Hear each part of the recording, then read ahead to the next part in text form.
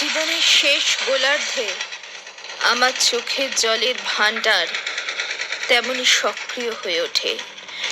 শিল্প যখন অর্থহীন হয়ে পড়ে, আমার সমস্ত চেতনাগুলো হয় নির্বাক বসন্ত বাতাসে, নয় বা উচ্ছ্বসিত যৌবনের ডাকে, নয় তোমার ঢেউ খেলানো চুলের আহ্বানে, নয় এই অনন্ত দিগন্ত বিস্তৃত শৈত প্রবাহের দাপটে,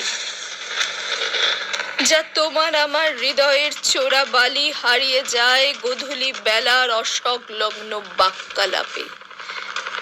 যাও যাও, একবার ফিরে যাও নিজের ঘরে, আর অসীম আকাশের নিচে দাঁড়িয়ে প্রশ্ন করো, ধুলো মাখা যে শিশু কাঁদছে পাথর ধরে,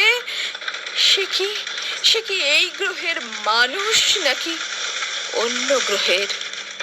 তাকে তুলে নাও কোলে, ক্ষুধার্ত মানুষের কাছে রুটি তুলে ধরো আর জল দাও তৃষ্ণার্ত হৃদয়ে।